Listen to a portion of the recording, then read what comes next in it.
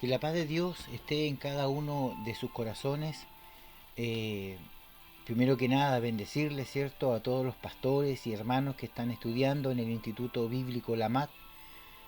Felicitarlos por tener esta capacidad de poder aprender, madurar, crecer en el Señor. Y no solamente ser un hermano de banca, ¿cierto?, sino una persona que va buscando cada día el propósito de Dios para su vida. Si bien es cierto, no es de muchos el poder estudiar la palabra de Dios, porque es un hábito que nosotros tenemos por costumbre, como pastores, como hijos del Señor, pero es muy necesario que nuestra congregación y nuestra hermandad también, ellos amen la palabra, porque por esa palabra ellos también el día de mañana serán juzgados, serán salvados o serán condenados. Así que desde ya les felicito y les animo a seguir estudiando cada día. Todos los años tenemos distintas materias. El año pasado estudiamos todo el año Cristología, de los cuales ya estoy haciendo los manuales y los libros para poder publicarlos. Y de esa forma este año estamos viendo distintos temas, ¿cierto? Dentro de la malla curricular que entregamos, ¿cierto? Donde hablamos de apologética, de hermenéutica, homilética. Ahora estamos en la ética pastoral. Luego vamos a pasar a escatología general en el último periodo del cual estamos estudiando. Así que, sin más preámbulos, vamos a la materia que nos convoca, que tiene que ver con la ética, obviamente pastoral, pero también una ética de vida, de cómo nosotros debemos enfrentar diferentes situaciones en nuestra vida, y a la vez también cada pregunta que nuestros hermanos nos hacen, tener una respuesta sólida bíblicamente para poder dar solución a sus inquietudes. Y el día de hoy nos convoca la palabra y el tema que tiene que ver con el homicidio o el aborto. El aborto, que prácticamente es un homicidio, vamos a ver la perspectiva de Dios, de la Escritura, y también la perspectiva, en este caso, del país de Chile en el cual estamos, cómo legislan, ¿cierto?, nuestro poder judicial, cómo legisla las leyes, y vamos viendo si se contrapone o no contra la palabra del Señor. Vamos a ver también un poco de medicina, qué dice la ciencia con respecto al tema. Vamos a hablar del aborto. La escritura dice en el Salmo 139, verso 16, el salmista David dijo, mi embrión vieron tus ojos, y en tu libro estaban escritas todas aquellas cosas que fueron luego formadas, sin faltar una de ellas. Esto significa que antes, como dice la escritura, que nosotros naciésemos, Dios ya nos conocía. Es decir, dentro de la perspectiva de Dios, nosotros ya existíamos antes de poder existir en la guatita de la mamá o de poder nacer. Dios ya nos conocía desde antes de la fundación del mundo, dice el libro en el Nuevo Testamento. Por lo tanto, el Salmo es categórico. Dice mi embrión. Ahora, vamos a ver lo que significa un embrión, para poder ver hasta qué punto, ¿cierto?, la vida se concibe y qué dice la ciencia con respecto a la vida. Vamos a leer lo que dice nuestro escrito. Dice, la mayoría de las versiones traducen interpretativamente el texto así, es decir, el Salmo 139, 16. Tus ojos vieron mi cuerpo en gestación, lo dice la NBI, la NTV y la NVP, dando relevancia a que Dios es el que ve lo que se está gestando dentro del seno materno y no lo que está gestado fuera, sino desde adentro, desde antes de que todo ojo vea. Dios ya está mirando lo que hay dentro del organismo de la mujer. Y no dice tampoco que lo gestado vea a Dios, sino que Dios ve lo que se está gestando. Sin embargo, literalmente el texto hebreo dice, lo informe mío han visto tus ojos. Ya, es decir, junemá, que significa informe, se informa. El énfasis del texto es que el embrión, casi como una larva, tiene vida inteligente capaz de sentir la presencia de Dios. Es entonces, en ese estado embrionario, un ser humano que se comunica con Dios. Es decir, del momento, ¿cierto?, que es fecundado el óvulo con el espermio, automáticamente, en ese momento, en esa masa informa, ¿cierto?, Dios ya está mirando la vida. No es que el feto o el cigote o en este caso el embrión ve a Dios. No, Dios está viendo ese acto y ese proceso de fecundación. ¿Ya? Éxodo 21, 22. Muchos han dicho de que la Biblia no habla del aborto. Y miren lo que dice Éxodo 21, 22. Si alguno riñere e hiriere a una mujer embarazada y ésta abortare, ahí aparece la palabra abortare, para aquellos que decían que el aborto no aparece en la escritura, ahí está. Así también como muchos decían de que la palabra pastora no aparece en la Biblia, ¿cierto? Y Génesis 29:9 dice que Raquel era la pastora de Labán su padre, y ahí aparece la palabra pastora. Por lo tanto, es necesario estudiar la escritura para que no nos dejemos llevar por comentarios, por lo que oímos, sino por lo que leemos. Otro ejemplo característico de esto es cuando nosotros hemos escuchado en la escuela dominical, mucho tiempo atrás decían de que cuando Pablo iba a matar a los cristianos y ve la luz resplandeciente en Hechos capítulo 9, dice que se cae del caballo, ¿cierto? Y Dios lo ciega y tiene un encuentro con Dios. Cuando nosotros vamos al texto de Hechos capítulo 9 y vemos la conversión de Pablo, cuando tuvo su encuentro con el Señor, no aparece ningún caballo en ninguna parte. Así también, cuando hablamos de, ¿cierto?, los Reyes Magos, en este caso del nacimiento de Cristo, le ponemos nombre, ¿cierto? Gaspar, Melchor, Baltasar, y eso no aparece en la Escritura. ¿Ya? Y tampoco dice que eran reyes, sino que dice que eran magos, eran hechiceros, adivinos. Por lo tanto, es necesario que nosotros leamos la Escritura para ver cuál es el sentido, cuál es la enseñanza y no dejarnos llevar por lo que oímos y nosotros nunca escudriñamos. Por eso la Biblia dice que los de Berea eran más nobles que los de Tesalónica, porque ellos escudriñaban todos los días las escrituras para ver si estas cosas eran así. Hechos capítulo 17 en el verso 11. Por eso es necesario que seamos como los bereanos, con un espíritu analítico, que estudiemos la palabra. ¿Dónde está el capítulo? ¿Dónde está el versículo de lo que usted me está diciendo? Es necesario en este tiempo porque muchas falsas doctrinas se levantarán. Y para no ser presa de ellas, debemos nosotros tener esta palabra de verdad y manejarla muy bien como una espada de doble filo, dice Hebreos capítulo 12.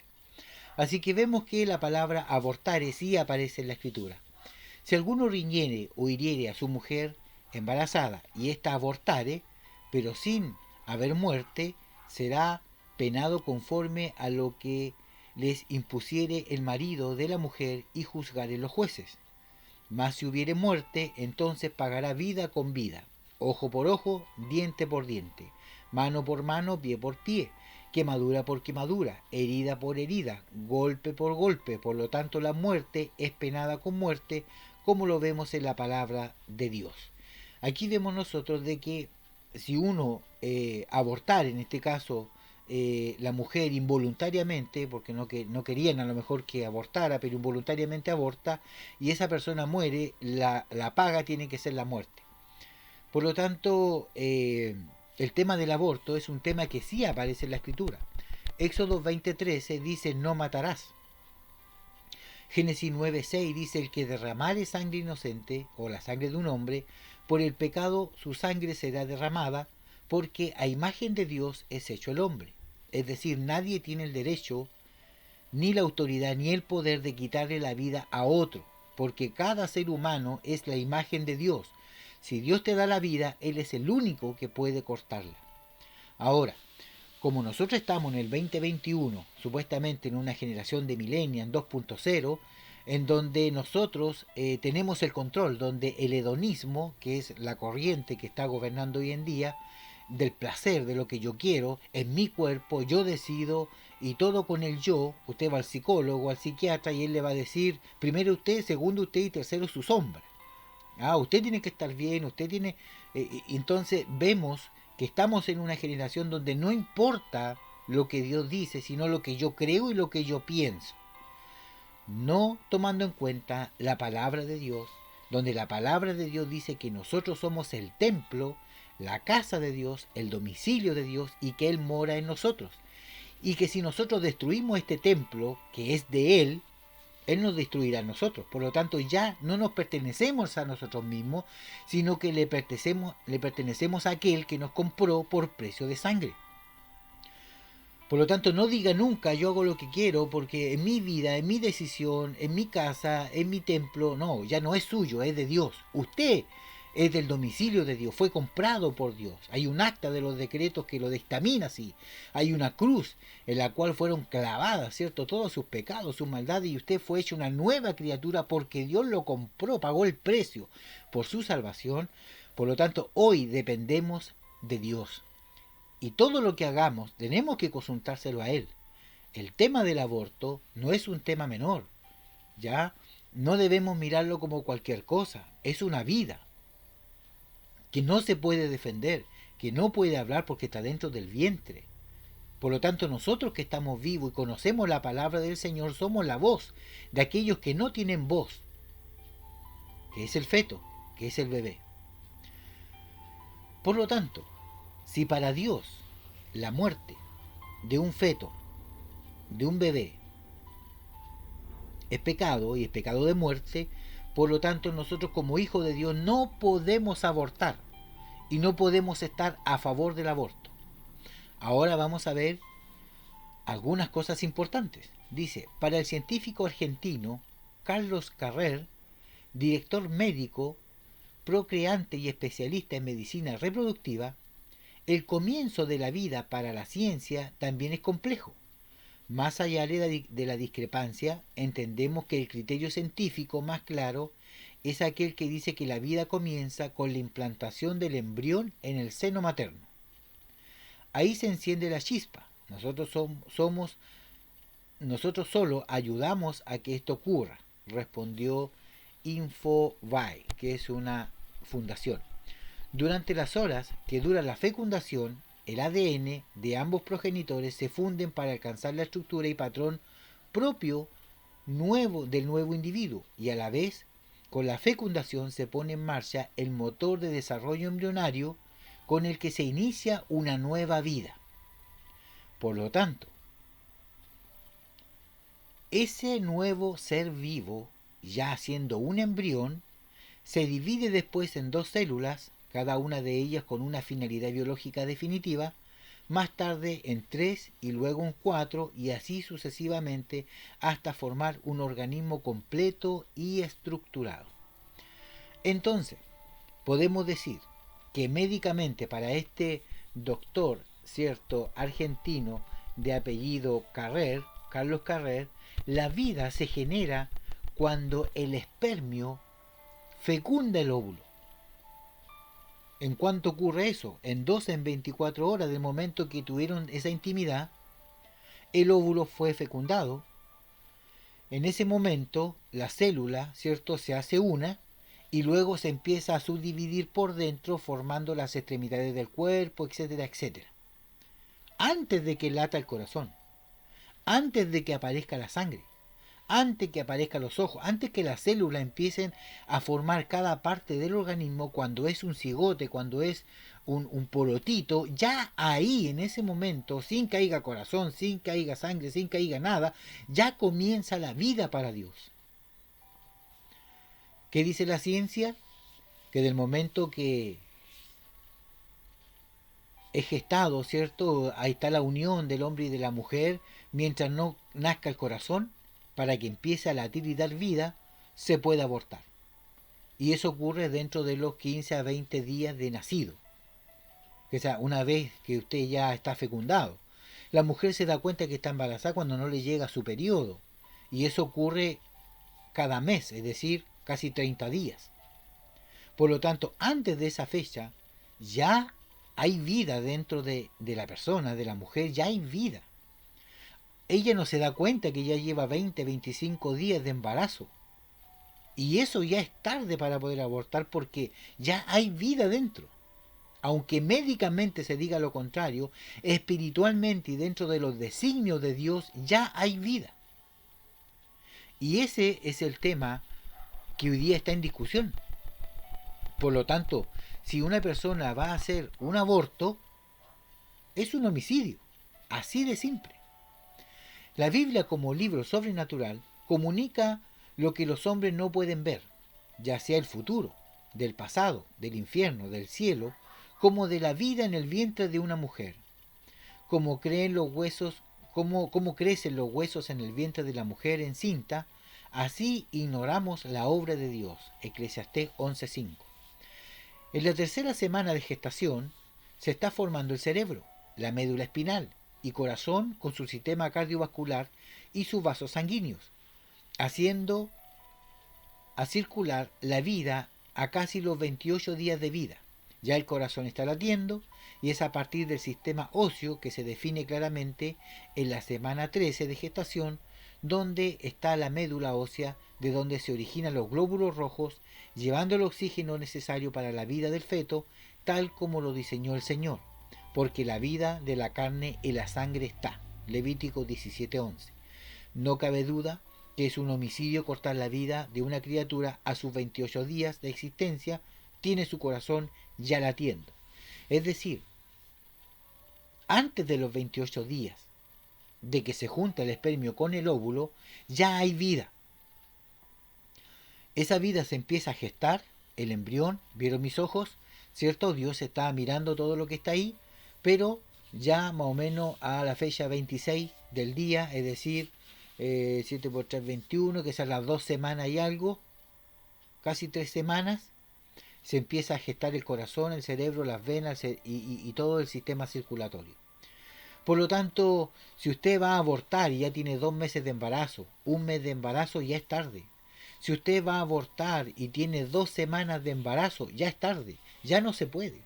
Lo que usted tuvo que haber hecho es haber seguido la palabra, el consejo de Dios, de no tener relaciones si usted no está casado o casada. Y si usted por X motivo lo quiso hacer, protéjase. Hay preservativos, hay muchas formas de autocuidado, por lo tanto, ¿qué culpa tiene la vida que están haciendo ante este asunto del aborto? El aborto es un homicidio contra un ser gestado. Así dice Jehová, hacedor tuyo, el que te formó desde el vientre, el cual te ayudará, no temas. Para los que legislan sobre el aborto, es un debate a definir cuándo se considera una persona el ser gestado en una mujer. Según las legislaciones norteamericanas y europeas, solo lo es cuando sale del vientre de la mujer. Es decir, para los europeos y para el Norteamérica, ¿cierto? Viene siendo un sujeto, una persona, un ser cuando nace. Antes de que nazca no es una persona. Sin embargo, el rey David, inspirado por Dios, escribió: mi embrión vieron tus ojos. Del mismo modo, Juan Bautista, en el vientre de su madre Elizabeth, expresó su alegría de saber que su primo había sido gestado en María, porque tan pronto como llegó la voz de la salutación a mis oídos, la criatura saltó de alegría en mi vientre. Lucas 1:14. Y cuando vemos eso, más o menos Elizabeth tenía como 8 meses de embarazo, ¿cierto? Y en este caso María tenía pocos meses de embarazo. Lo que había dentro del útero de Elizabeth era una persona capaz de expresar sentimientos. Sería bueno recordar a los legisladores, que se llaman católicos, que incluso a Jesús en el vientre de María se le llama ser, por lo cual también el santo ser que nacerá, todavía no había nacido, será llamado Hijo de Dios. Lucas 1:35. Aborto moral sin Dios. Dicen pues a Dios: apártate de nosotros porque no queremos el conocimiento de tus caminos. Job 21:14. La cuestión del aborto es un tema moral, aunque los científicos no quieran admitirlo. Se trata de una moral sin Dios para justificar el aborto por caso de violación, de malformación del feto o inviabilidad del feto o peligro de vida de la madre. Pero finalmente lo que se busca es que la mujer tenga libertad para deshacerse de su embarazo cuando ella quiera. Éxodo 21, 22, 23 habla al respecto. Y esto es necesario porque hoy día el tema del aborto tiene que ver con una libertad. Hoy día la gente se embaraza en una fiesta y no quiere tener el bebé y lo aborta. Y dice que fue violada, no sé, cualquier excusa para no dejar vivir esa vida. Y automáticamente se produce el homicidio. Así como se busca el disponer de libertad para tener relaciones sexuales sin el estigma del matrimonio, del mismo modo se busca practicar el aborto sin el estigma del pecado. Si dejamos afuera de esta discusión a Dios, entonces es posible hacer bajo un invento de una moral solo de satisfacción personal y carnal. Este tipo de moralidad siempre ha existido, de modo que no es nada nuevo, porque nuestra lengua prevaleceremos, nuestros labios son nuestros. ¿Quién es Señor de nosotros? Salmos 12:4. El aborto, una moral torcida. No se atreven a calificarse como paganos, pues dicen que creen en Dios, los doctores y algunos científicos, verdaderamente, junto con su idolatría y su moral torcida. Temían a Jehová, honraban a sus dioses, segunda de Reyes 17:31 al 33.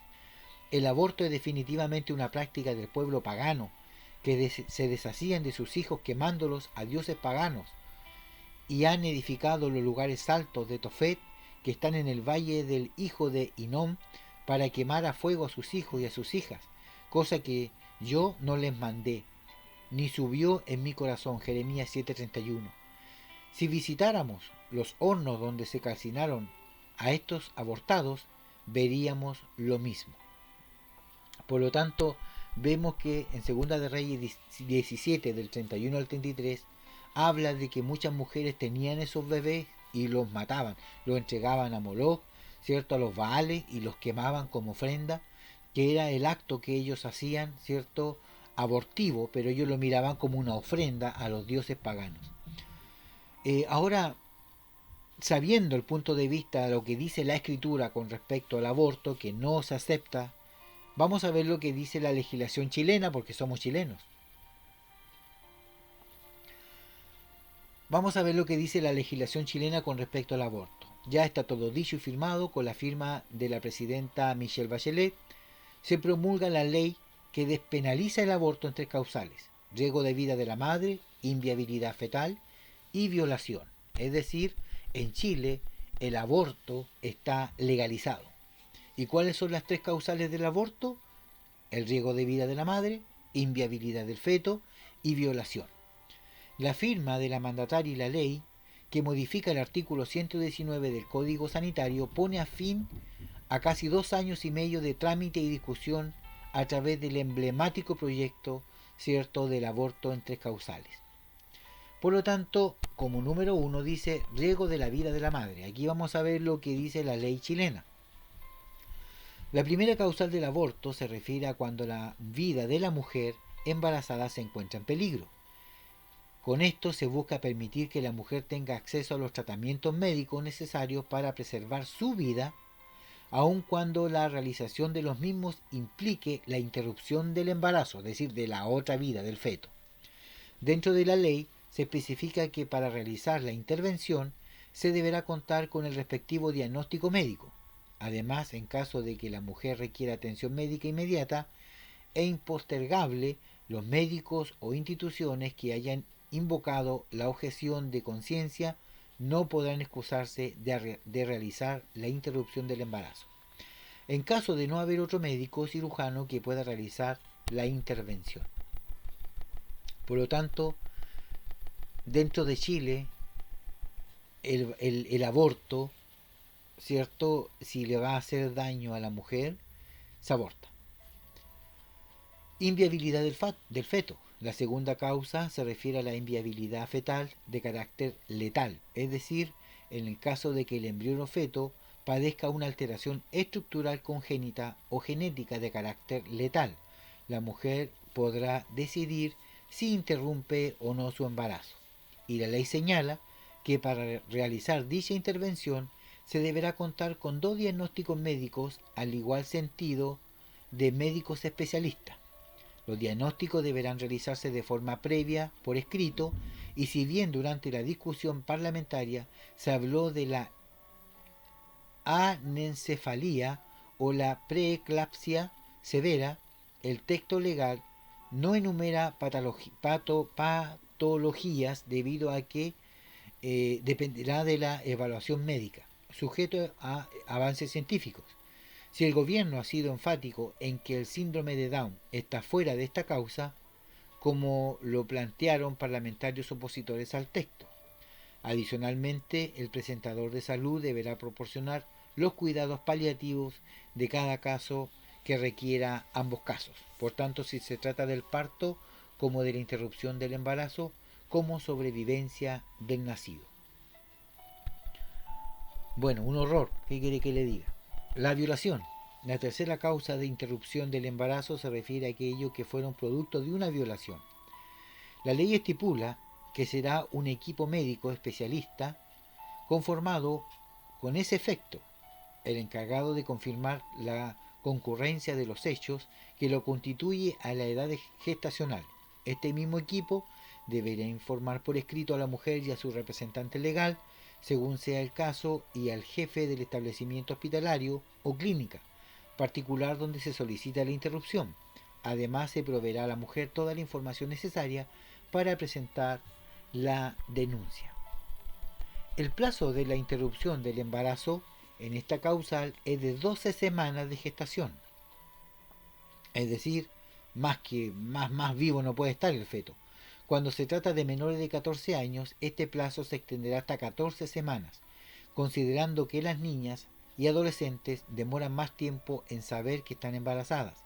En el caso de que la solicitud sea una niña o adolescente menor de 18 años, los jefes de establecimientos hospitalarios o clínicas particulares en que se solicite la interrupción del embarazo deberán notificar al Servicio Nacional de Menores. En cambio, cuando se trata de una mujer mayor de 18 años que no haya denunciado el delito de violación, los jefes del establecimiento hospitalario o clínicas particulares deberán poner en conocimiento del Ministerio Público este delito, con la finalidad de que se investigue el oficio y a los responsables. En todo caso, los anteriores, se respetará el principio de confiabilidad en la relación entre médico y paciente. Bueno, acá en Chile ya está autorizado entonces el aborto en 3 causales. Ya hemos visto las 3.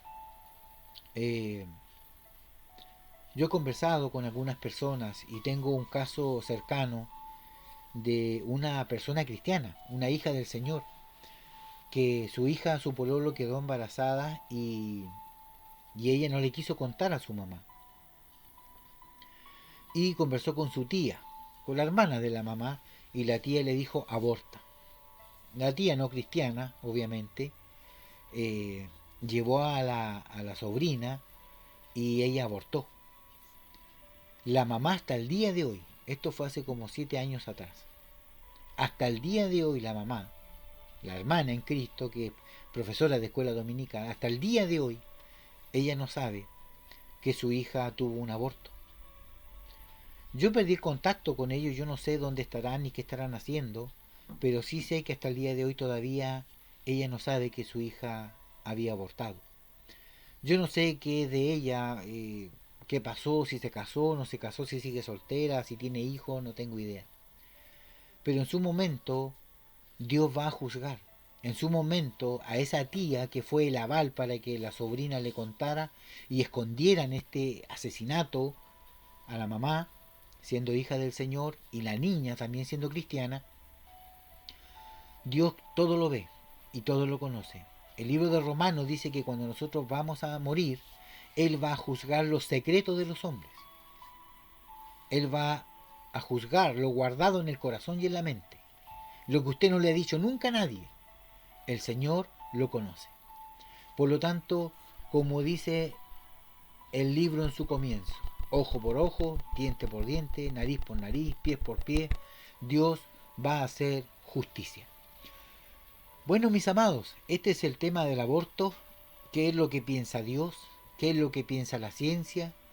¿Cómo legislan nuestros parlamentarios, los que nos dirigen a nosotros, que no toman ni consideran a Dios para nada? Es una nación, Chile, donde sus gobernantes no toman en cuenta a Dios para nada. ¿Y qué más se espera? El día de mañana viene el tema de homosexualidad, de lesbianismo, del LGTB, etcétera, y vamos a ver cómo se va desenvolviendo esto. Desde acá me despido cariñosamente esperando que este pequeño video pueda ayudarles a reflexionar, a pensar, porque también tenemos hijos y nietos el día de mañana. ¿Qué decisión vamos a tomar? ¿Qué consejo vamos a dar? ¿Cómo vamos a solucionar? ¿Qué opinión tenemos para entregar? Así que anote sus preguntas, porque cuando nos volvamos a encontrar vamos a analizar más profundamente estos temas que son de mucho interés y que son muy latentes, son muy contingentes hoy en día. Desde acá me despido. Que el Señor les bendiga y nos vemos en el próximo video. Shalom. Bendiciones.